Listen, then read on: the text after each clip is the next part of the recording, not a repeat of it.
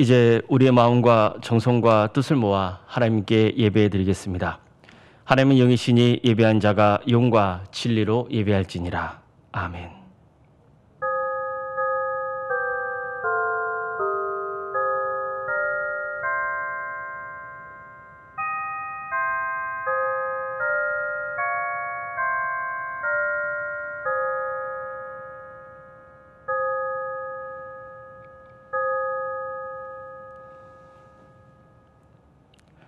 시와 찬송과 신령한 노래들로 서로 화답하며 너희의 마음으로 주께 노래하며 찬송하며 범사의 우리 주 예수 그리스도의 이름으로 항상 아버지 하나님께 감사하며 그리스도를 경외함으로 피차 복종하라.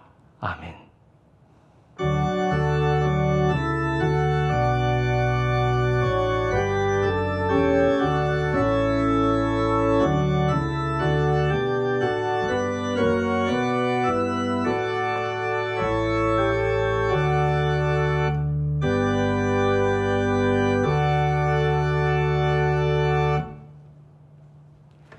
사랑의 주님, 우리가 오늘 주님을 예배할 수 있도록 인도해 주셔서 감사드립니다. 우리 성도들 모두가 교회당에 모여 예배를 드리지는 못하지만 어느 자리에서 예배를 드리든지 주님 홀로 영광 받으시며 하늘의 복을 충만히 부어 주시옵소서. 이 어려운 시기에 더욱 주님을 예배하는 데 힘쓰며 말씀의 귀를 기울이고 주님의 뜻을 바르게 분별하여 하나님께 영광을 올려드리는 복된 삶을 살게 하여 주시옵소서.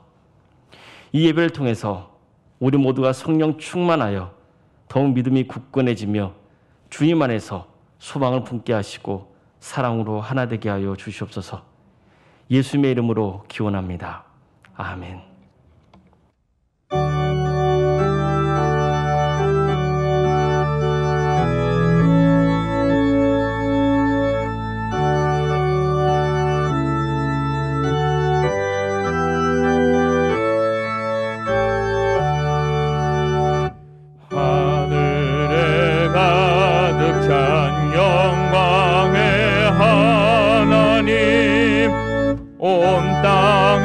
충만한 존귀하신 하나님, 생명과 빛으로 지혜와 권능으로 언제나 우리를 지키시는 하나님,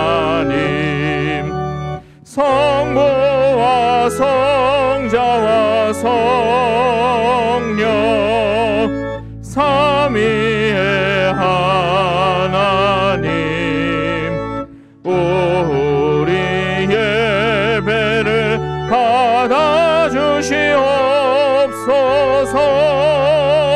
사랑이 넘치는 자비하신 하나님, 은혜가 풍성한 구원의 하나님, 자매의 심령에 평안을 주시옵고 죄악과 허물을 용서하여 주소서. 찬송과 영광과 생명 구원의 하나님, 우리 예배를 받아주시옵소서.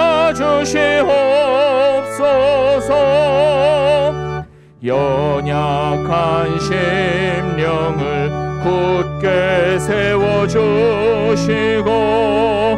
우둔한 마음을 지혜롭게 하시고 주의 뜻 받들어 참되게 살아가며 주 말씀 따라서 용감하게 하소서.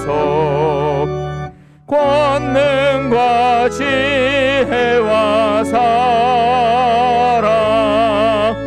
은혜의 하나님,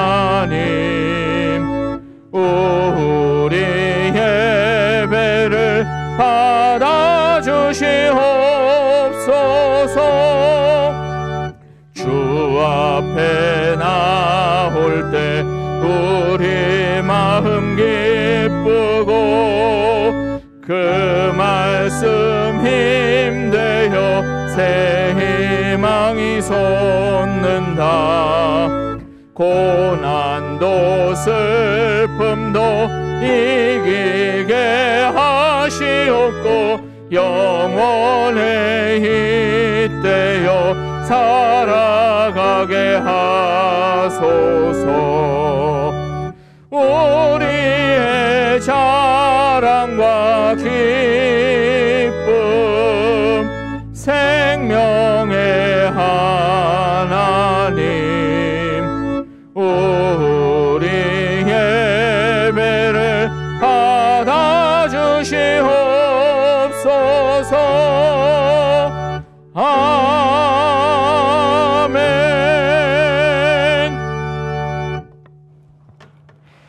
교도문 63번입니다.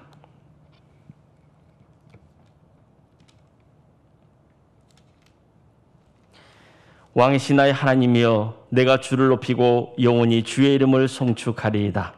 내가 날마다 주를 송축하며 영원히 주의 이름을 송축하리이다. 여호와는 위대하시니 크게 찬양할 것이라. 그의 위대하심을 측량하지 못하리로다. 대대로 주께서 행하시는 일을 크게 찬양하며 주의 능한 일을 선포하리로다. 주의 존귀하고 영광스러운 위엄과 그의 기이한 일들을 나는 작은 소리로 읊조리리이다. 사람들은 주의 두려운 일에 권능을 말할 것이요 나도 주의 위대하심을 선포하리이다. 그들이 주의 크신 은혜를 기념하여 말하며 주의 의를 노래하리이다. 여호와는 은혜로우시며 긍휼이 많으시며 노하기를 더디하시며 인자하심이 크시도다. 여호와께서는 모든 것을 선대하시며 그 지으신 모든 것에 긍휼을 베푸시는도다. 여호와여, 주께서 지으신 모든 것들이 주께 감사하며 주의 성도들이 주를 송축하리이다. 아멘. 사랑과 공의 하나님, 죄를 미워하시면서도 우리가 회개하면 용서해 주시니 진심으로 감사드립니다. 하나님은 한결같이 우리를 사랑하시고 늘 풍성한 은혜를 내려주시지만 저희의 삶은 부족함이 많았습니다. 우리의 연약함을 불쌍히 여기시고 우리가 지은 모든 죄를 용서해 주시옵소서. 이 시간 지난 한 주간을 되돌아보며 우리 속에 있는 부끄러운 죄와 허물을 주님 앞에 내어놓고 진심으로 죄를 슬퍼하며 용서를 간구하고 앞으로는 죄를 짓지 않게 해달라는 참된 회개 기도를 드리겠습니다.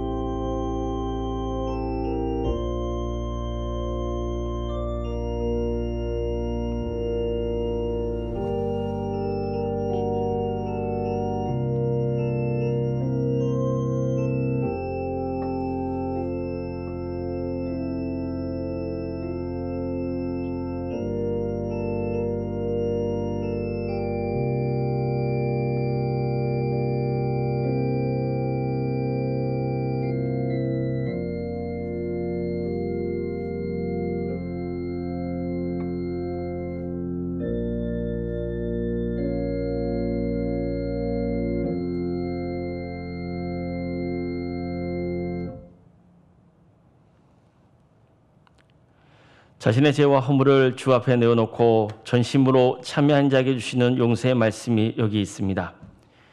여호와의 말씀이니라. 그날 그때에는 이스라엘의 죄악을 찾을지라도 없겠고 유다의 죄를 찾을지라도 찾아내지 못하리니 이는 내가 남긴 자를 용서할 것임이라.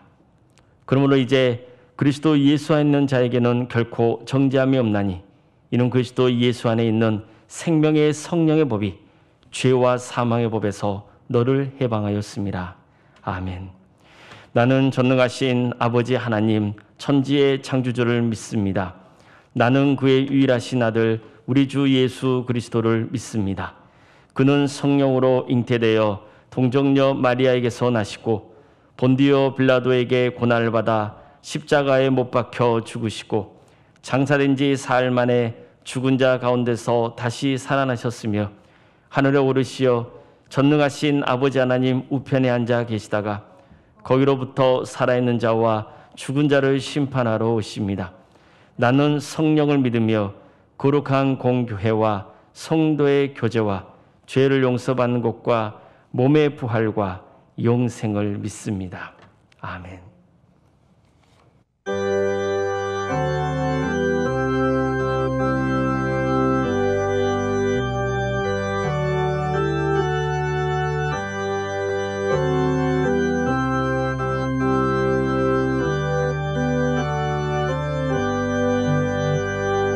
내 주를 가까이 하게 함을 십자가 짐 같은 고생이나 내 일생 소원을 늘 찬송하면서 주께 더 나아가기 원합니다. 내 고생하는 것 옛 야곱이 돌베개 베고 잠 갔습니다.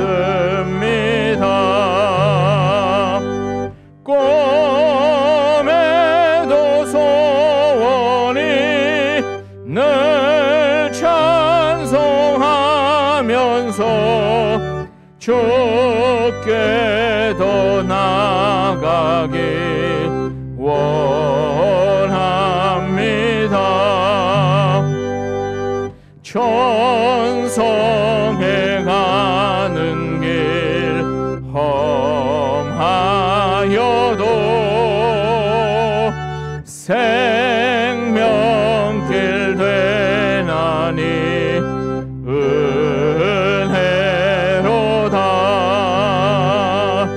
천사 날 부르니 늘 찬송하면서 주께 더 나아가기 원합니다. 야곱이 잠 깨어 일어난 후 돌단을 쌓은 것 본받아서 숨질 때 되도록 늘 찬송하면서 주께 더 나아가기 원합니다.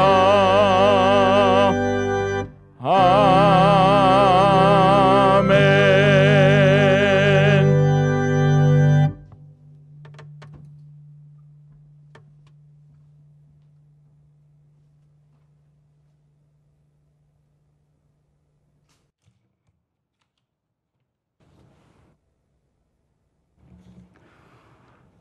사랑과 은혜가 풍성하신 하나님 아버지 감사합니다.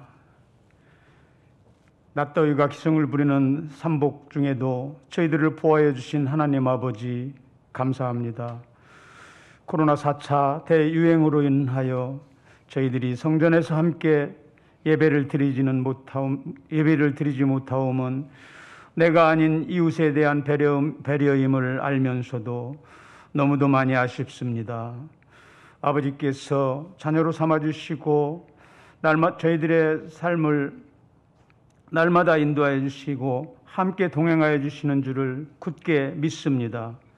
이 시간 각자의 처소에서 영상을 보며 예배를 드리는 모든 성도들의 마음속에 새로운 소망을 채워주셔서 기쁜 마음으로 전능하신 하나님 아버지께 영광을 올려드리는 귀한 은혜의 시간이 되어지게 하여 주시옵소서. 원하옵고 바라옵기는 이 모든 일들이 창조주 하나님의 권능으로 원상의 회복을 내려주시옵시기를 간절한 마음으로 비옵나이다. 길어지는 코로나 사태로 인하여 나라 곳곳에는 경제적으로 어려워지는 이웃들의 아픔도 있습니다. 지치고 넘어지는 형제와 이웃에게도 이기고 넘을 수 있는 새 힘을 더하여 주시옵소서. 나라와 민족을 도와주시옵소서. 이 나라 이 민족을 불쌍히 여겨주시어서 지나간 잘못들을 용서하여 주시고 화합의 장을 열어나갈 수 있도록 보살펴 주시옵소서. 각자의 생각이 다를지라도 서로 다투기보다는 더 좋은 생각을 따라갈 수 있는 지혜와 명철을 더한 지도자가 세워질 수 있도록 아버지 하나님 도와주시고 공의롭고 정의로운 세상을 이루는 나라가 되게 하여 주시옵소서. 당당하지 못하여 감추기에 급급한 세력은 민족의 앞날에 크나큰 혼란을 야기할 뿐임을 알게 하여 주시옵소서. 다시는 이 나라에 과거에 겪었던 아픔을 겪지 않도록 도와주시옵소서. 여기까지 인도해 주신 하나님의 사랑과 은혜를 믿습니다. 끝까지 함께해 주실 줄도 믿습니다. 이곳 회기동 언덕에 세우신 서울 산정연교회 우리 주님의 보혈의 능력이 함께해 주시기를 간절히 비옵나이다. 함께하여 주시옵소서. 코로나 사태가 시작되면서 온 성도가 함께 모여 서로 사랑하고 위로하며 손에 손잡고 나가야 할 길들이 모두 막혀버렸습니다. 모든 길의 시작이 되시는 우리 주님께서 저희 무리와 함께하여 주시어서 주님과 함께 가는 길이 얼마나 기쁘고 감사한 길인지 온전히 깨닫게 하여 주시옵소서. 이곳에 세우신 교회, 학교 각각의 부서마다 주님의 사랑으로 가득 채워주시기를 또한 바라옵나이다. 어린 아이부터 노년에 이르기까지 사랑의 교제를 이어갈 수 있도록 돌보아 주시옵소서. 지금 진행되고 있는 아동부 여름 성경학교에도 주님 역사하시어서 함께 만나지 못하는 아쉬움이 화면을 통하여 만날지라도 기쁨이 배가 되는 은혜를 더하여 주시옵소서. 계획되어진 청소년부와 청년부의 여름 수련 모든 과정도 하나님께서 간섭하여 주셔서 은혜 중에 사랑을 더하여 마칠 수 있도록 도와주시옵소서. 이 과정을 준비하는 부장님과 교사님들 지치지 않도록 새 힘을 더하여 주시옵소서. 오늘도 귀한 말씀을 들고 저희들의 마음에 울림을 주시는 박연덕 목사님, 영육이 늘 강건케 하여 주시고 모든 사역의 자리 잘 감당하셔 주님께 기쁨이 되는 귀한 종이 되게 하여 주시옵소서. 휴가 중이신 담임 목사님 어디에 계시든 함께하여 주시오며 각자의 자리에서 충성하며 헌신하는 교역자님들께도 크신 사랑 더하여 주시옵소서. 반주로 수고하시는 두 분 집사님 늘 동행하여 주옵시며 가정과 직장 위에 하나님의 크신 사랑과 은혜를 더하여 주시옵소서. 찬양으로 영광을 올려드리는 귀한 아들 영준군 앞길에 품은 꿈과 소망 다 허락하여 주시옵시고 다 이룰 수 있도록 도와주시옵소서. 영상으로 예배를 드리는 일에 헌신을 다하는 저 영상 젊은 청년들에게도 하나님의 크신 사랑과 은혜를 더하여 주시옵소서. 저희들에게 부여하신 모든 날들을 최선을 다하고 열심을 다하여 감당할 수 있도록 도우시고 함께하여 주시옵소서. 코로나 사태를 인하여 뵙지 못하는 선배 성도님들과 또한 어린아이들에게 이르기까지 날마다 건강으로 보살펴 주시기를 간절히 소원하며 이 모든 것을 우리 주님께서 이루어주실 줄 믿으며 거룩하신 예수님의 이름으로 기도드리옵나이다. 아멘.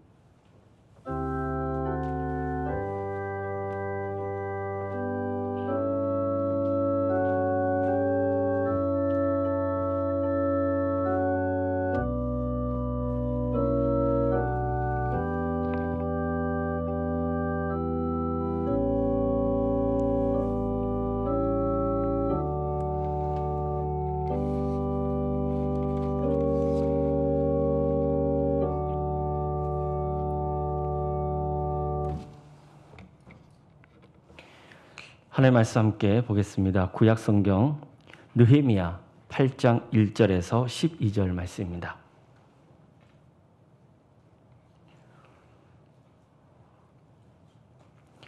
느헤미야 8장 1절에서 12절 말씀입니다.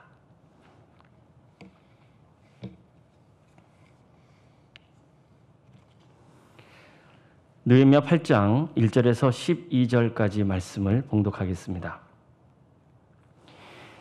이스라엘 자손이 자기들의 성읍에 거주하였더니 일곱째 달에 이르러 모든 백성이 일제히 수문학 광장에 모여 학사 에스라에게 여호와께서 이스라엘에게 명하신 모세의 율법책을 가져오기를 청하매 일곱째 달 초하루에 제사장 에스라가 율법책을 가지고 회중 앞 곧 남자나 여자나 알아들 만한 모든 사람 앞에 이르러 수문학 광장에서 새벽부터 정오까지 남자나 여자나 알아들 만한 모든 사람 앞에서 읽음에 무 백성이 그 율법책에 귀를 기울였는데 그때 학사 에스라가 특별히 지은 나무 강단에 서고 그의 곁 오른쪽의 선자는 마띠다와 스마와 아나야와 우리야와 힐기야와 마세아요 그의 왼쪽의 선자는 부다야와 미사엘과 말기야와 하순과 하스바다나와 스가랴와 스물람이라. 에스라가 모든 백성 위에 서서 그들 목전에 책을 펴니 책을 펼 때에 모든 백성이 일어서니라. 에스라가 위대하신 하나님 여호와를 송축하며 모든 백성이 손을 들고 아멘 아멘 하고 응답하고 몸을 굽혀 얼굴을 땅에 대고 여호와께 경배하니라.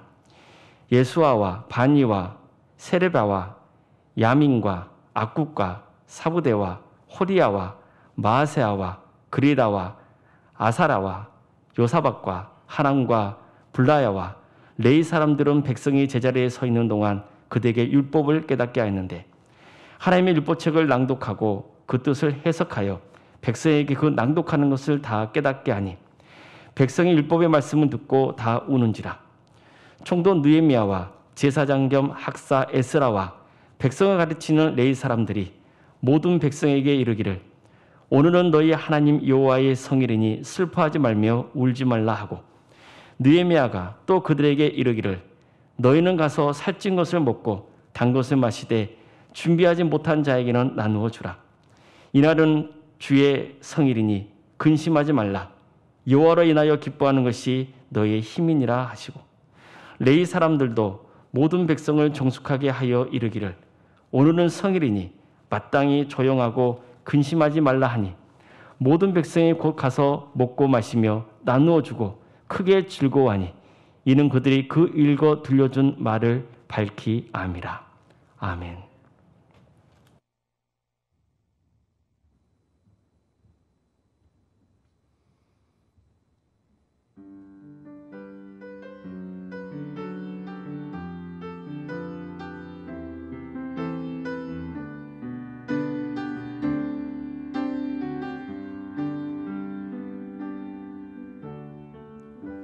주님과 같이 내 마음 만지는 분은 없네. 오랜 세월 찾아 난 알았네. 내겐 주밖에 없네. 주 자비 강같이 흐르고 주 손길 치료하네. 고통받는 자녀 품으시니 주밖에 없네.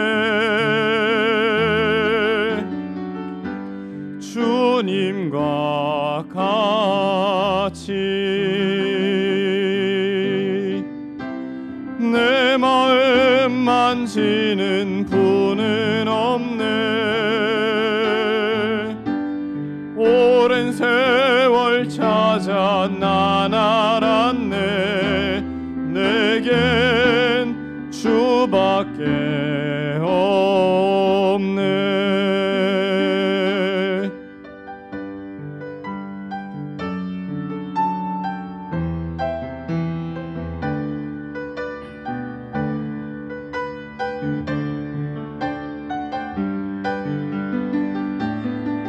주 자비 강같이 흐르고 주 손길 치료하네.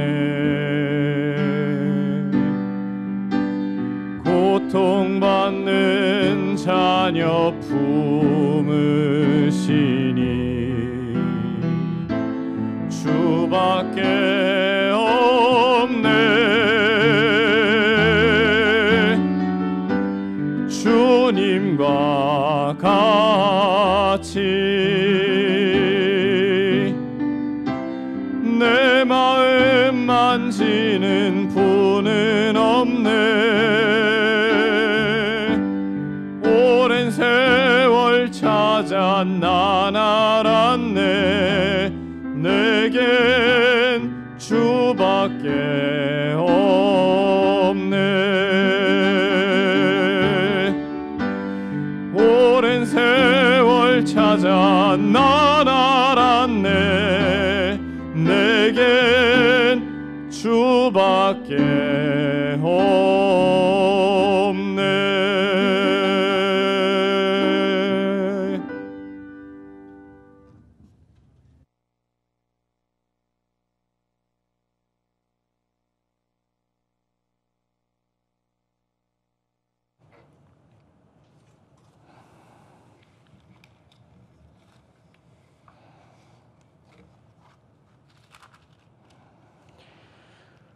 주님을 예배하기에 모인 모든 성도님들 가정과 주께서 오신 서울 산조연교회에 주님의 은혜와 평강이 늘 함께 하시기를 기원합니다. 위기는 전혀 예상치 못한 순간에 급작스럽게 닥치곤 합니다. 재작년 것만 해도 우리가 매일 마스크를 써야 하고 또 학생들의 등교 수업이 제한되고 국가가 사적 모임 인원도 정해주고 또 교회 예배까지 관여하게 하리라고 누가 상상이나 했겠습니까? 물론 위기는 전혀 아무 조짐이나 경고 없이 바로 오는 경우는 극히 드뭅니다. 저는 수년 전에 전염병이 역사적으로 발생했던 주기로 보나 또 여러 정황상으로 볼 때 전염병이 조만간 창궐할 수 있고 특히 교통수단의 발달로 전 세계적으로 빠르게 확산될 수 있다고 경고했던 한 다큐멘터리를 본 적이 있습니다. 그때는 그럴 수도 있겠다 싶었지 이렇게 빨리 현실이 될 줄은 몰랐습니다.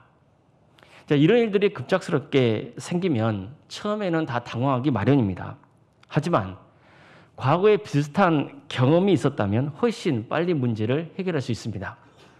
사실 우리나라는 코로나19 이전에 사스나 메르스 같은 전염병을 이미 겪은 일이 있었습니다.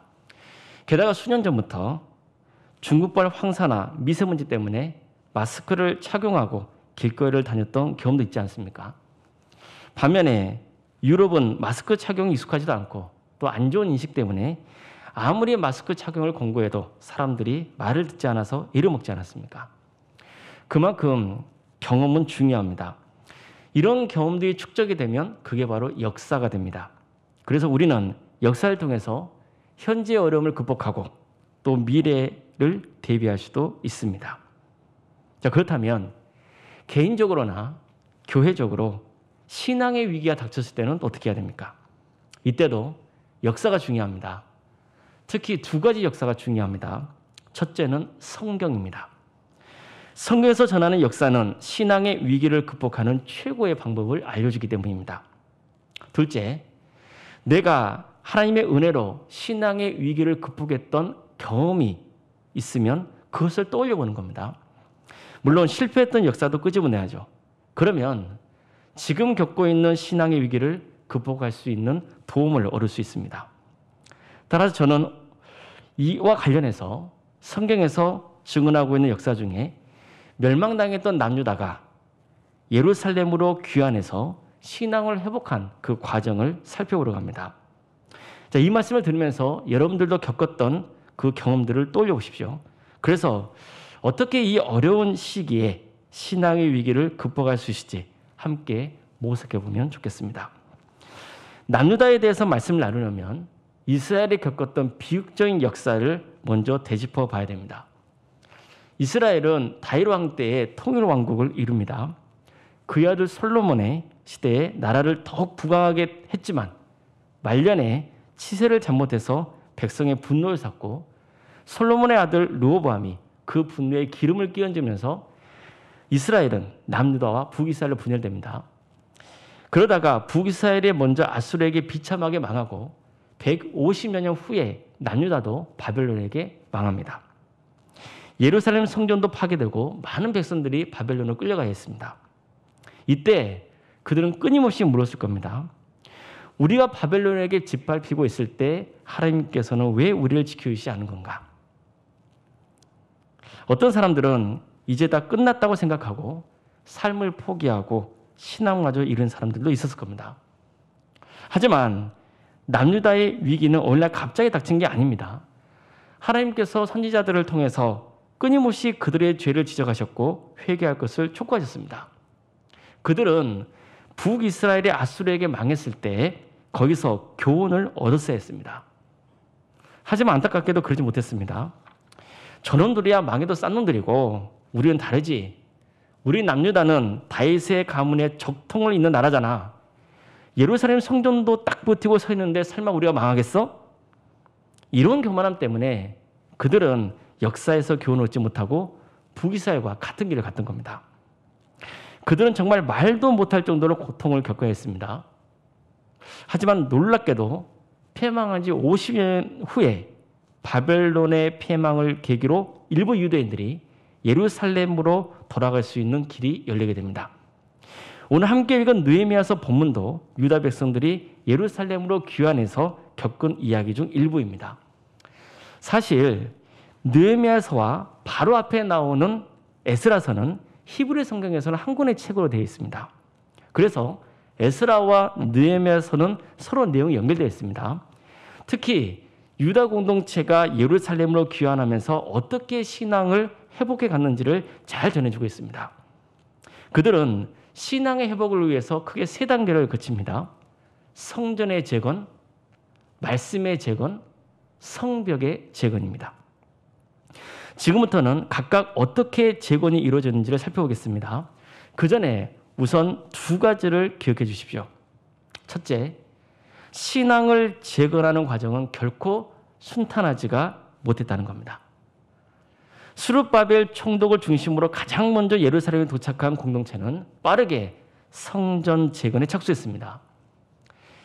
처음 재건 공동체에 동참한 사람들은 대부분 신앙심이 깊었습니다. 자, 생각해 보십시오. 아무리 이방 땅에서 지내했지만 이미 수십 년의 세월이 지났잖아요. 그러니 예루살렘에 돌아간다는 것은 이제까지 이방 땅에서 자신들이 읽어놓은 모든 것들을 다 내려놓고 가야 한다는 뜻이죠. 그래도 나라 사랑과 또 신앙의 열정 때문에 재건 공동체에 과감하게 합류했던 거예요. 그런데 막상 성전 재건이 이루어질 때 여러 반대에 부딪히다 보니까 기가 꺾여가지고 10수년 동안 성전 재건을 완공하지 못합니다. 오늘도 성전 재건에 대한 열정은 식어버렸고 그저 생계를 위해서 일할 뿐이었습니다. 그래서 학계나 스가랴 같은 예언자들이 그들 꾸짖으면서 성전 재건을 독려했던 거예요. 그래서 정말 어렵게 성전 재건을 마칠 수 있었습니다. 그런 일이 있고 수십 년 후에 에스라가 2차 재건 공동체를 이끌고 예루살렘에 도착합니다. 그가 예루살렘까지 온 것은 백성들에게 하나님의 율법을 가르치고 싶은 소명의식 때문이었습니다. 그래서 4개월에 걸친 위험천만한 여행길을 기꺼이 나섰던 겁니다. 자, 무너진 신앙의 토대를 재건한다? 다시 닦아야 된다? 그의 말처럼 쉽겠습니까? 그는 율법을 가르치는 일에 최선을 다했지만 순탄치만은 않았습니다. 그리고 에스라가 예루살렘에 온 지 12년이 지난 오늘날 3차 재건 공동체가 예루살렘에 도착했습니다. 바로 이 재건 공동체를 이끌었던 사람이 느헤미야였습니다. 그는 페르시아 제국의 고위 관료였습니다. 그냥 거기서 지내면 대접받으면서 편하게 살 수 있었습니다. 그런데도 굳이 예루살렘 성벽을 재건하겠다고, 그 소망을 품고 예루살렘 땅을 밟은 거예요. 성벽 재건을 방해한 자들의 공격은 생각보다 아주 강했습니다. 급기야 느헤미야를 암살하려고까지 했어요. 하지만 그는 전혀 굴하지 않고 성벽 재건을 마칩니다. 이처럼 성전 재건, 또 말씀의 재건, 성벽 재건의 과정은 여러 대적자들의 공격과 어려운 상황들이 있었던 거죠. 자, 두 번째로 재건 공동체를 통해 우리가 기억할 점은 백성들은 사역이 지연되거나 시작조차 못한 이유를 자꾸 외적인 요인으로 돌렸던 거죠. 거기에 핑계거리를 삼았던 겁니다.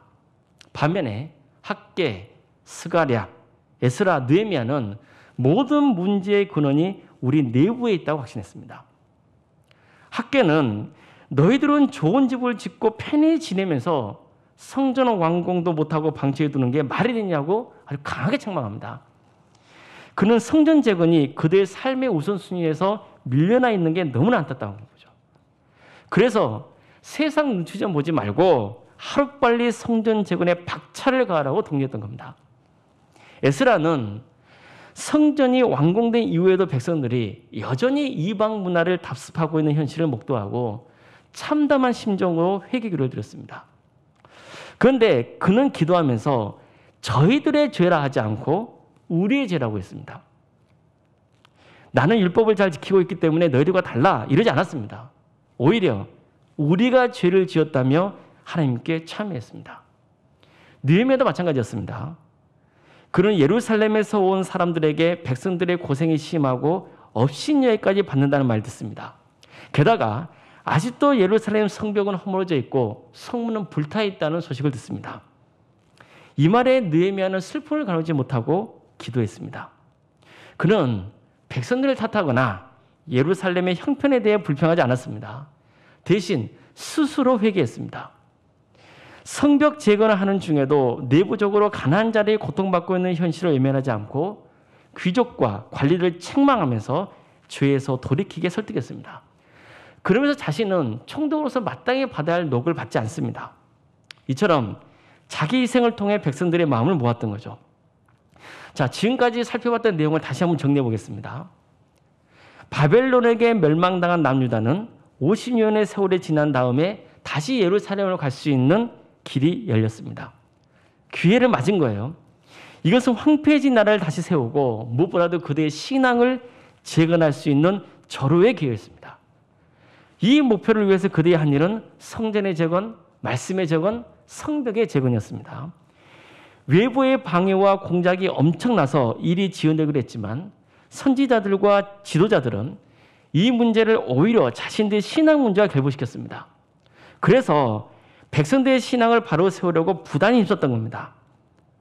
자, 그렇다면 지금 우리에게 이런 재건의 역사는 어떤 의미가 있는 걸까요?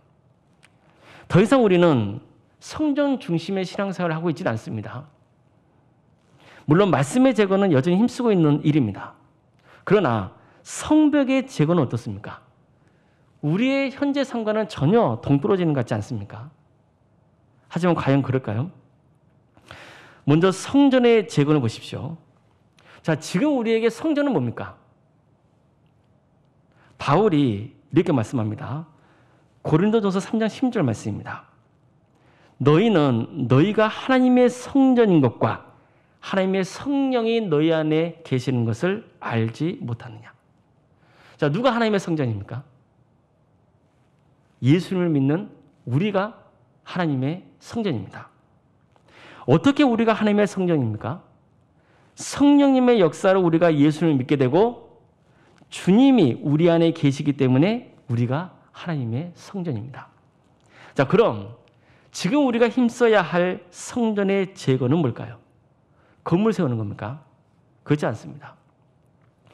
성도들이 강하게 연대하는 영적 공동체를 세워가는 겁니다. 자, 그러려면 우리는 예수님만이 구원자라고 하는 확고한 믿음의 터 위에 서 있어야 됩니다. 그리고 한 사람도 예 없이 모두가 구원의 길을 가야 한다는 책임의식을 가져야 되는 겁니다. 이러면 당연히 사탄의 방해가 극심할 수밖에 없습니다. 하지만 사탄의 방해가 극심하다는 것은 무엇을 보여주는 겁니까? 그만큼 우리가 제대로 하고 있다는 강력한 증거가 되는 거예요. 따라서 어떤 억압이나 공격에도 굴하지 말아야 됩니다. 특히 사탄은 관계적인 것에서 성도 간의 균열을 일으키는 계략을 꾸밀 때가 참 많습니다. 그래서 우리는 무슨 일이 있어도 서로 사랑하면서 모든 일을 사랑으로 행하기 위해서 힘써야 되는 거예요. 이게 우리의 의지와 노력이 됩니까? 그래서 성전 재건의 핵심은 성령 충만입니다. 성령으로 하나 되는 역사만이 성전 재건의 강력한 힘이 되는 겁니다. 그래서 우리는 항상 성령님이 우리 교회에 충만히 임해달라고 기도해야 됩니다. 이 때문에 바울도 너희가 하나님의 성전인 것과 하나님의 성령이 너희 안에 거하시는 것을 반드시 기억해야 한다고 말씀했던 겁니다. 또 누구든지 하나님의 성전을 파괴하는 자는 하나님께서 그 사람을 절대 용서치 않으신다는 경고도 잊지 않았던 거죠. 자, 이처럼 우리가 성령 충만함으로 진리의 터 위에 서서 사랑의 연대로 강력하게 하나가 되는데 힘쓴다면 이제는 말씀의 재건에 집중해야 됩니다. 특히 바른 삶에 대해서 깊은 관심을 가져야 됩니다. 성경 공부를 통해서 바른 신앙생활을 배워야 되지만 배우기만 한다고 말씀이 적용되는 것은 아닙니다. 말씀이 삶에 적용돼야죠. 안 그러면 마치 집을 지으려고 재료를 열심히 준비해 놓고 있는데 정작 집은 짓지 않고 있는 것과 같은 거죠. 결국 말씀의 재건은 우리 삶이 하나님께서 기뻐하시는 삶으로 변화되는 겁니다. 이 때문에 에스라도 말씀을 가르치면서 특히 신경을 썼던 게 자신부터 말씀대로 살기 위해 노력했던 겁니다. 에스라는 말씀을 연구하고 가르치는 것으로 소명을 다하고 있다고 보지 않았습니다. 그러니까 누구보다도 자신이 먼저 계명을 지키는 자가 되려고 했어요. 왜일까요? 그래야 에스라 자신이 구원받을 수 있기 때문입니다. 또 한 가지는 사람은 지식으로 배우는 것보다 직접 보고 배우는 게 더 큰 힘을 발휘하기 때문입니다. 그래서 말씀의 재건을 위해서 반드시 필요한 것은 말씀을 전한 대로 살려고 애쓰는 목회자의 헌신입니다. 비록 부족하더라도 말씀대로 살려고 힘쓰는 목회자의 헌신이야말로 말씀을 제거하는 일에 얼마나 큰 힘이 되는지 모릅니다. 오래전에 한 교회에서 2단 세미나가 있었습니다. 그런데 세미나 도중에 갑자기 여러 사람이 고함을 지르면서 폭력을 행사하는 사태가 벌어졌습니다. 그러니까 2단대에 몰래 잔입해 있다가 소동을 일으킨 거예요. 그러니까 당시만 해도 이런 일들이 생소했기 때문에 교인들은 무섭기도 하고 두려워서 어쩔 줄 몰랐습니다. 그런데 딱 한 가지 일이 벌어지니까 단숨에 정리가 되기 시작했어요. 담임 목사님이 일어서더니 소란을 일으키는 자들을 향해서 크게 막 분노했던 거예요. 막 화를 냈어요. 그러니까 성도님들이 감히 우리 담임 목사님 화나게 했다고 하면서 직접 본인이 나서서 그 사람들 제압한 거예요.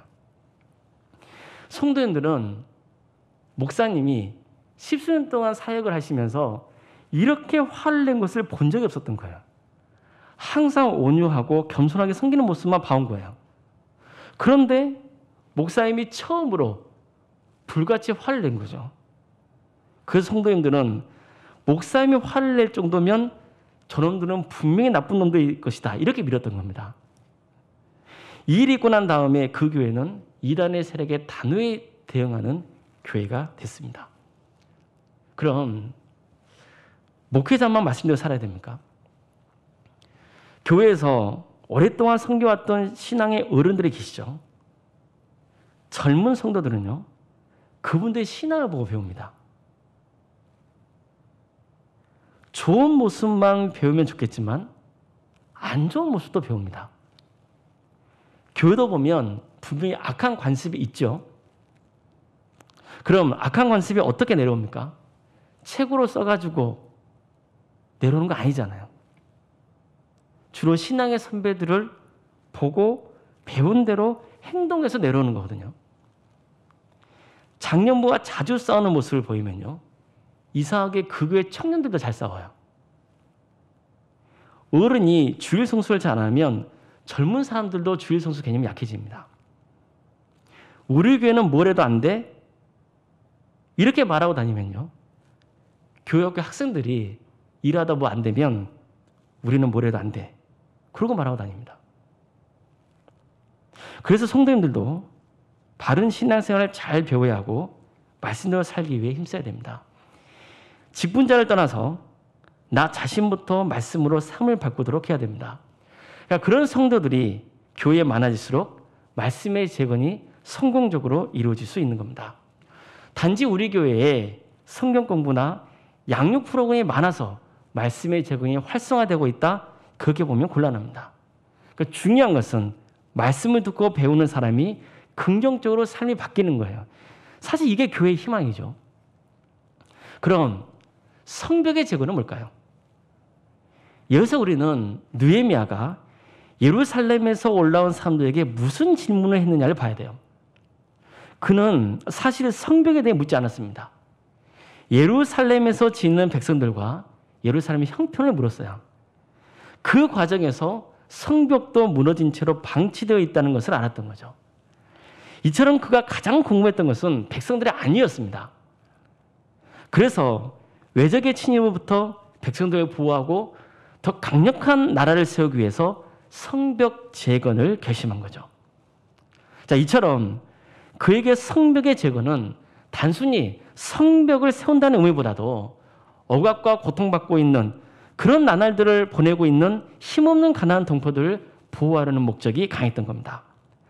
자, 이 점을 염두에 둔다면 오늘날 우리에게 성벽의 재건은 뭘까요? 1차적으로는 교회 안에 힘없고 고통당하는 성도들을 보호하고 지키는 일입니다. 누구도 차별당하지 않고 공정한 공동체를 이루도록 힘써야 됩니다. 교회에서 오랫동안 신앙생활을 했다고 해서 항존 직분자라고 해서 헌금 많이 했다고 해서 세상 권세가 있고 돈이 많다고 해서 특별한 대우를 기대하지 않는 성도가 되어야 됩니다. 또 그런 사람들을 특별히 대우하지 않는 교회가 되어야 됩니다. 느헤미야도 성벽을 재건할 때 가나안 백성들이 불공평하게 착취당하는 현실을 알고는 지도자들을 불러서 아주 크게 꾸짖는 일이 있었다고 말씀드렸잖아요. 성벽 재건의 목적은 고통당하는 백성들의 삶을 보호하기 위한 것인데 아무리 성벽을 튼튼하게 세운들 정작 같은 동포 안에서 가나안 백성들이 착취당하면 뭐 하겠습니까? 그래서 느헤미야는 이 문제를 단호하게 대처했던 겁니다. 교회의 균열은 불평등에서 시작된 경우가 많습니다. 그래서 내가 교회에서 특별 대우를 받는 게 다른 성도들이 시험 들게 하고 교회를 무너뜨릴 수도 있다는 점을 명심하고 스스로를 돌아보면서 자중할 수 있어야 됩니다. 그뿐만 아니라 우리는 교회 밖에서 고통당하는 이웃을 외면하지 말아야 됩니다. 특히 우리 교회는 우리가 속한 지역사회의 어려운 이웃을 1차적으로 돌볼 책임이 있습니다. 우리 교회가 지역사회의 성벽이 되어줘야 됩니다. 오늘 본문은 성벽의 재건을 마친 백성들이 한자리에 모인 감격적인 장면을 전하고 있습니다. 근데 놀라운 점은요, 에스라나 느헤미야가 백성들에게 모이라고 명한 게 아니고 백성들이 자발적으로 모였다는 거예요.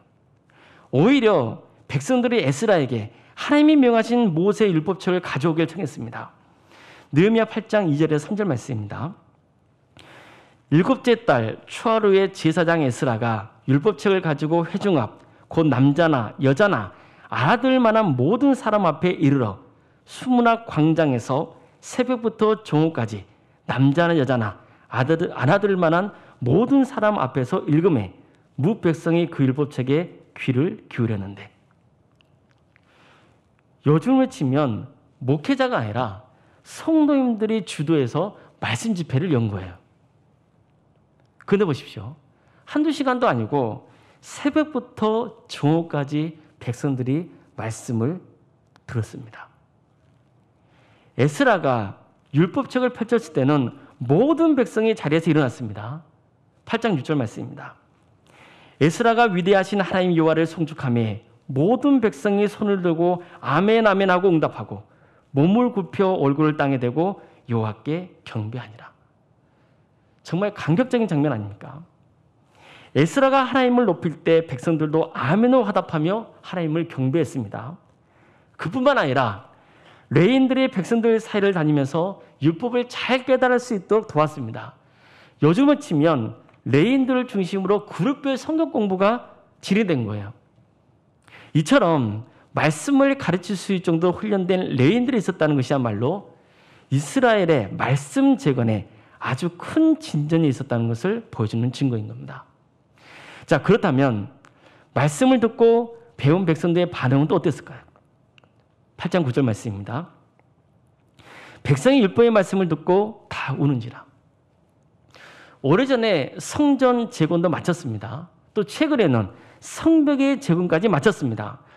분명히 백성들은 기분이 꽤 들떠 있었을 겁니다. 그런데도 그들은 말씀을 듣고 울었어요. 한마디로 회개하는 역사가 일어난 겁니다. 자신들이 얼마나 하나님 말씀과 다르게 불의한 삶을 살았었는지를 알게 된 거예요. 그래서 그들은 하나님 앞에서 민망해서 부끄러워서 몸둘 바를 몰랐던 겁니다. 하나님 말씀 앞에서 성벽 재건의 감격과 기쁨조차 다 사라져버렸어요.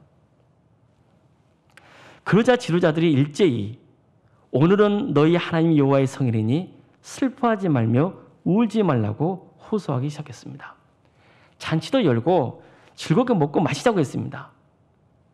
이제까지 하나님의 뜻에서 벗어난 삶을 살아서 괴로워서 우는 것은 충분히 공감이 되지만 오늘은 하나님이 우리에게 큰 은혜를 베푸신 것에 감사하는 날이 되어야 했기 때문입니다. 그뿐만 아니라 느헤미야는 백성들에게 근심하지 말라고 하면서 이렇게 외쳤습니다. 8장 10절 하반절 말씀입니다. 여호와로 인하여 기뻐하는 것이 너희의 힘이니라. 우리가 하나님 앞에서 기뻐하면 하나님도 기뻐하시며 우리를 지켜주신다는 뜻입니다. 또 음식을 준비하지 못한 가난한 자들에게도 음식을 나눠줘서 어느 누구도 이 기쁨의 자리에서 소외당하지 않게 하라고 했습니다. 이것은 느헤미야가 성벽 재건을 꿈꾸며 가졌던 비전이기도 했습니다. 연약하고 힘없는 자들도 하나님이 거룩한 백성으로 인정받고 모두가 하나님 안에서 기쁨을 나누기를 원했던 겁니다. 이처럼 진정한 성벽 재건의 역사가 이 축제의 자리에서 벌어지고 있었습니다. 누구와도 백성들이 하나님의 말씀을 갈급해하며 말씀을 집중해서 듣고 회개하는 모습에서 말씀의 재건이 이루어지고 있는 놀라운 광경도 볼 수 있습니다. 그런데 여기에는 한 가지 빠져 있는 것 같습니다. 성전의 재건입니다. 그럼 오늘 본문에는 성전의 재건을 보여주는 장면이 없을까요? 아닙니다. 오히려 신약의 시대를 사는 우리에게 더 적절한 성전 재건의 모습이 나옵니다. 우리는 백성들이 성전이 아니라 수문 앞 광장에서 모였다는 사실을 주목해야 됩니다. 남녀노소를 막론하고 말씀을 사모하는 사람들이 자발적으로 광장에 모였습니다. 그리고 하나님을 경외하며 하나님의 율법을 청종하고 말씀을 나눴습니다. 회개의 역사가 일어났고 하나님 안에서 기뻐하는 잔치가 열렸습니다. 예루살렘 성전 안에서 벌어진 일은 아니었지만 하나님을 믿는 백성들의 신앙 안에서 강한 연대의식을 가지고 광장에 모였습니다. 어떻습니까? 오늘날 교회 모습과 너무나 닮아있지 않습니까? 사랑하는 성도 여러분, 지금 한국 교회는 위기입니까? 아닙니까? 저는 위기라고 봅니다. 믿음 없는 소리를 할 수도 있습니다. 위기는 기회이고 얼마든지 하나님께서 한국 교회를 부흥시켜 주실 것이라고 말씀하는 분들도 있습니다. 물론 동의합니다. 하나님께 능치 못할 일이 어디 있겠습니까? 그러나 적어도 멸망당한 남유다가 오랜 세월이 지난 후에 예루살렘에 돌아와서 신앙을 재건했던 그 과정들을 놓고 본다면 회복의 과정이 결코 말처럼 쉽지만 않다는 것을 알 수 있습니다. 우리는 할 수 있다고 목소리만 높인다고 해서 될 일은 아닙니다. 남유다의 재건 과정은 정말 치밀한 과정을 거쳤습니다. 성전의 재건, 말씀의 재건, 성벽의 재건, 이 순서대로 진행됐습니다. 앞뒤 안 가리고 마구 밀어붙인 게 아니에요. 그냥 구호만 외친 게 아닙니다. 하나님은 절대 주권의 주님이기도 하지만 질서의 하나님이십니다. 하나님께서 백성들을 심판하시는 과정도 오늘날 갑자기 나 화났어, 너희는 벌 좀 받아야 돼, 그러지 않으셨습니다. 계속해서 경고의 메시지를 보내시죠. 그래도 듣지 않으니까 결국엔 심판하신 거예요. 그럼 한국교회는 어떻습니까? 한국교회도 하나님께서 오래전부터 무수히 많은 경고를 하셨다는 생각이 들지 않으신가요? 하지만 과연 우리가 진지하게 그 경고에 귀를 기울였습니까? 교회가 개혁을 잘해왔나요? 지금도 얼마나 많은 교회가 내부적인 문제로 큰 고통을 겪고 있는지 모릅니다. 참 가슴 아픈 일입니다. 말씀 공부는 많이 했지만 삶이 변화되었습니까? 목회자들의 영적 수준이 높아졌습니까? 교회가 어려운 이웃의 성벽이 되어주고 있습니까? 코로나 상황에서 많은 성도님들과 교회가 신앙의 위기에 처해 있는 것 같습니다. 우리는 이럴 때일수록 성경에 전하는 신앙의 역사를 되돌아보면서 지금 우리가 무엇을 해야 되는지를 볼 수 있어야 됩니다. 그것은 성전의 재건, 말씀의 재건, 성벽의 재건입니다. 신앙의 위기가 찾아왔을 때일수록 절대로 교회를 떠나려 하면 안 됩니다. 오히려 더 적극적으로 성도님들과 연합하십시오. 그게 신앙을 지키는 일입니다. 여러분 중에는 교회를 떠났던 경험이 있는 분들도 계실 거예요. 그래서 신앙이 잘 성장했습니까? 교회는 부족한 사람들이 모여 있습니다. 상처받는 걸 두려워하지 말고 연대하세요. 사실 나는 안 부족합니까? 우리는 한 사람도 예 없이 구원의 길 가야 됩니다. 이게 교회의 공적인 목표여야 합니다. 성경 통독도 좋고 설교를 반복해서 듣는 것도 좋고 성구 암송도 좋고 어떻게든 말씀을 가까이 하십시오. 말씀을 묵상하는 것으로 만족하지 말고 조금씩이라도 삶의 변화를 줘보십시오. 그래서 말씀의 지배를 좀 당해보십시오. 말씀대로 못 살았다 슬퍼하며 자책하지 말고 또다시 시작해 보는 겁니다. 어려운 이웃을 돌아보고 섬기십시오. 교회 안에서뿐만 아니라 지역사회가 겪고 있는 고통과 어려움에 동참해야 됩니다. 우리는 그들의 성벽이 되어줘야 됩니다. 사실 느헤미야서 마지막에는요. 유다 공동체가 그렇게 오랜 세월 동안 침략에 진행했던 이 신앙의 재건이 또다시 무너지고 있는 장면이 나옵니다. 이것은 그만큼 신앙의 재건은 힘든 일이고 그럼에도 불구하고 신앙의 재건은 계속되어야 한다는 것을 말씀해주고 있는 겁니다. 지금 신앙의 위기를 맞으셨습니까? 코로나 상황이 길어지고 확진자는 더 많아지는 상황에서 마음이 답답하고 삶이 고단하고 힘드십니까? 그렇다면 지금이야말로 우리의 신앙을 재건할 때입니다. 여러분들이 과거에 겪었던 일도 한번 떠올려 보십시오. 연세에 따라서 다르겠지만 무수히 많은 어려움을 이겨내고 이 자리까지 오지 않았습니까? 서로 다른 경험들을 가지고 있지만 그래도 이 한 가지만은 같은 마음일 겁니다. 하나님의 은혜가 나를 여기까지 인도하셨다는 겁니다. 이 믿음이 있으십니까? 그럼 비록 시간이 걸리더라도 그 믿음을 붙잡고 다시 일어서야 됩니다. 지금도 앞으로도 하나님께서 우리와 함께 하실 것이기 때문입니다. 그러니 느헤미야가 말씀대로 했던 대로 근심하지 말고 하나님 앞에서 기뻐하십시오. 이게 우리의 힘입니다. 아무쪼록 우리 모두가 위기에 처한 신앙을 재건하여 더 신앙이 견고해지며 우리 교회도 하나님께 기쁨을 드리고 귀 쓰시는 영적 공동체로 성장할 수 있기를 바랍니다. 기도하시겠습니다.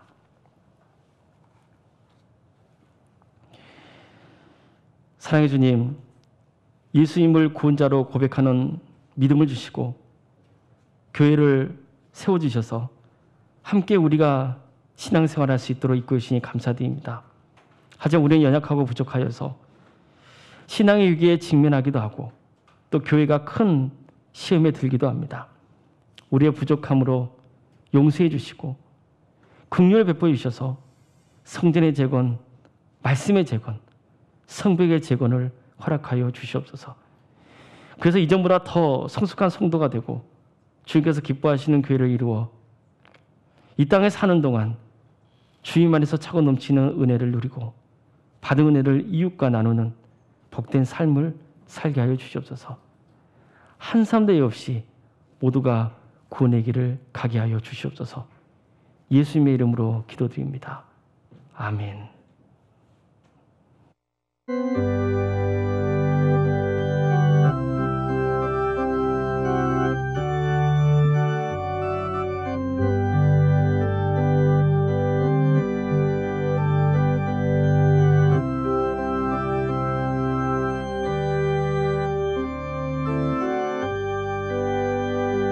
여기에 모인 우리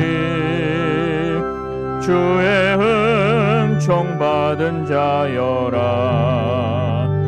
주께서 이 자리에 함께 계심을 하노라. 언제나 주님만을 찬양하며 따라가리니 시험을 당할 때도 함께 계심을 믿노라. 이 믿음 더욱 거세라. 주가 지켜주신다. 어두운 밤에도 주의 밝은 빛 인도하여 주신다. 주님이 뜻하신 일 헤아리기 어렵더라도 언제나 주 뜻 안에 내가 있음을 하노라. 사랑과 말씀들이 나를 더욱 새롭게 하니 때로는 넘어져도 최후 승리를 믿노라. 이 믿음 더욱 거세라. 주가 지켜주신다. 어두운 밤에도 주의 밝은 빛 인도하여 주신다. 여기에 모인 우리 사랑받는 주의 자녀라. 주께서 뜻하신 바 우리 통해 펼치신다. 고통과 슬픔 중에 더욱 주님 의지하오니 어려움 이겨내고 주님 더욱 찬양하라. 이 믿음 더욱 거세라. 주가 지켜주신다. 어두운 밤에도 주의 밝은 빛 인도하여 주신다.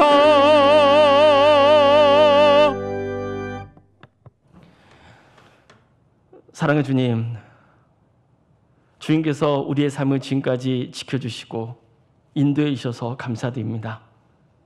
우리 힘과 능력으로 우리 재주로 지금까지 살아온 것 같지만 사실은 모든 게 주님의 은혜요. 주님께서 이끌어 주셨기 때문에 우리가 지금까지 생존해 있음을 알게 됩니다. 우리가 항상 겸손하고 낮아지는 마음으로 주님을 경배하게 해주시며 주님께서 우리에게 베푸신 은혜가 얼마나 큰지를 항상 감사함으로 살아갈 수 있도록 인도해 주시옵소서. 주님, 주님 앞에 예물을 바치는 성도들이 있습니다. 주님께서 그들의 마음의 중심을 받아주시며 이 예물이 하나님 나라를 위하여서 귀하게 쓰임받게 인도하여 주시옵소서. 문제 때문에 시험에 들는 성도들이 없도록 주께서 인도해 주시며 항상 하나님의 은혜가 충만히 거하는 복된 가정들 다 될 수 있도록 역사하여 주시옵소서. 모든 것을 주님께 의지하며 예수님의 이름으로 기도드립니다. 아멘.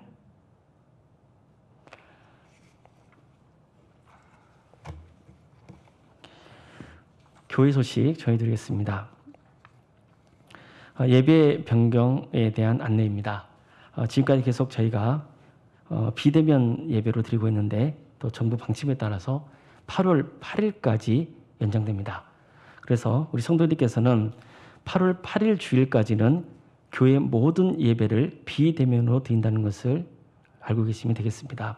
그래서 교회에서 따로 연락을 받은 예배위원회에 모든 성도님들은 가정에서 영상으로 예배에 참여해 주시기 바랍니다. 우리 성도님들 예배를 잘 들어주시고 또 우리가 한 자리에 모여서 예배드리지 못하지만 어느 자리에서든지 성령께서 함께 하시니까 정말 귀하게 마음을 다해서 주님을 예배하고 주님의 축복 속에 거하시는 삶들이 다 될 수 있기를 바랍니다. 정교회 오싹 새벽기도회가 8월 2일 월요일에 있습니다. 역시 비대면 영상 예배로 드리게 됩니다. 코로나19 예방 접종자에 대한 안내입니다. 코로나 백신을 접종하시면 교회 사무실로 알려주시기 바랍니다. 1차 접종자도 포함이 됩니다. 아동부 여름성병학교가 어제와 오늘 계속 진행 중에 있습니다. 위에서 기도해 주시기 바랍니다. 비대면 영상으로 진행 중에 있습니다. 청소년부 여름 신앙수련회가 8월 13일 금요일부터 14일 토요일까지 비대면 영상 및 교육관에서 진행이 됩니다. 위에서 기도해 주시기 바랍니다. 정기 당회가 8월 1일 주일 오후 4시로 연기되었습니다. 비대면 모임으로 갖게 됩니다. 8월 정기 재직회는 모이지 않습니다. 모일 수 있을 때 다시 안내해 드리도록 하겠습니다. 코로나19 방지를 위한 안내가 주부에 나와 있습니다. 성도님들 잘 읽으시고 협력해 주시길 바랍니다. 조광현 목사님 7월 26일부터 8월 1일까지 휴가입니다. 22구역에 김순찬 집사님, 우정도 집사님이 서초구 효록로로 이사하셨습니다. 또 25구역에 김용규 집사님, 김우리 집사님이 등려하셨습니다. 추부해 주시고 여기서 기도해 주시길 바랍니다. 주보 안쪽에 코에노니아란을 보시겠습니다. 여름 사역 일정이 나와 있습니다. 모든 사역들이 주님의 은혜 속에 안전하고 또 기쁨이 넘치며 좋은 열매가 풍성한 사역이 될 수 있도록 위해서 기도해 주시길 바랍니다. 아래 사진은 7월 11일과 18일에 있었던 유치부 여름성경학교의 모습입니다. 계속해서 우리 유치부가 주님의 은혜 속에 더욱더 부흥성장하고 그들 안에 믿음 씨앗이 잘 심어져서 귀한 열매를 맺을 수 있도록 해달라고 기도해 주시길 바랍니다. 금주의 기도 제목 함께 나누도록 하겠습니다. 하나, 우리 교회가 하나님의 자녀라는 자존감 속에 평강을 누리며 하나님의 능력으로 세상을 잘 섬기게 해 주소서. 둘, 어려운 일들 때문에 신앙의 위기를 겪는 성도들이 낙심하지 않고 더욱 굳건한 믿음으로 승리하게 해 주소서. 셋, 우리 교회가 성전의 재건, 말씀의 재건, 성벽의 재건으로 하나님께 기쁨을 드리고 세상에 복음을 담대하게 전하는 거룩한 교회가 되게 해주소서. 넷, 코로나19가 속히 퇴치되고 이 땅에 하나님의 평강이 회복되게 해주소서. 아멘. 이제 다 같이 주제 찬양하시겠습니다.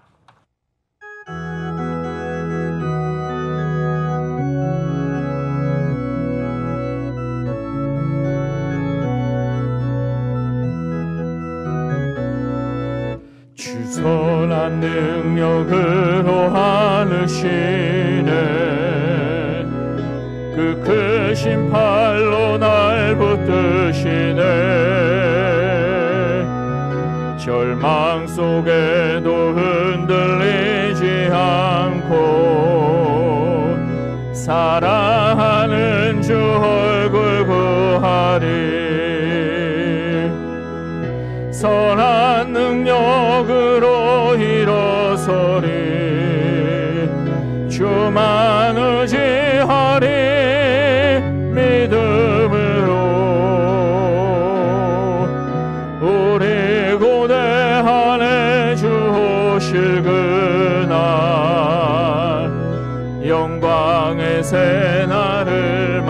맞이하리. 이전의 괴로움 날 헤워싸고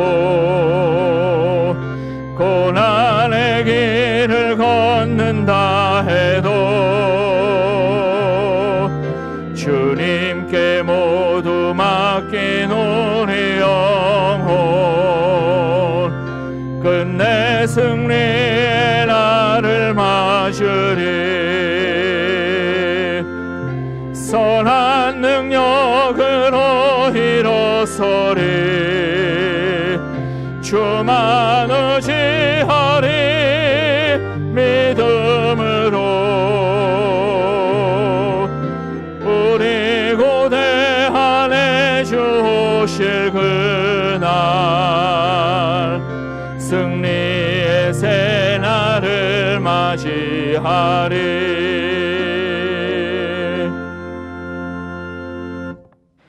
사랑하는 성도 여러분, 이제 주님의 말씀을 마음에 품고 세상에 나가십시오. 유다 공동체가 신앙의 재건을 위해 성경과 말씀과 성벽의 재건에 힘썼듯이 하나님께서는 우리도 신앙의 위기를 만났을 때 신앙을 재건하길 바라십니다. 우리 교회가 성령 충만하여 강하게 서로 연대하는 영적 공동체를 이루어 한 사람도 예외 없이 구원받는 성전의 재건을 이룹시다. 말씀을 바르게 배우고 말씀대로 행하는 삶으로 말씀의 재건을 이룹시다. 교회 안에 힘든 성도님들을 돌보며 지역의 어려운 이웃을 섬기는 성벽의 재건을 이루어 가십시다. 그러면 여러분은 하나님의 은혜와 축복 속에 신앙의 위기에서 벗어나 이전보다 더 성장하고 성숙한 거룩한 성도가 될 것입니다. 이제는 우리 주 예수 그리스도의 은혜와 하나님의 사랑과 성령의 교통하심이 성전의 재건, 말씀의 재건, 성벽의 재건으로 신앙의 위기를 극복하며 주님께 영광을 올려드리는 복된 삶을 살기를 소망하는 사랑하는 모든 성도들 머리 위에 주님께서 친히 세우신 서울산조연교회와 이 나라 민족 위에 특별히 고통과 억압 속에 주님의 기적을 간절히 사모하는 북한 동포들 머리 위에 지금부터 영원까지 함께 하시기를 간절히 축원하옵나이다. 아멘.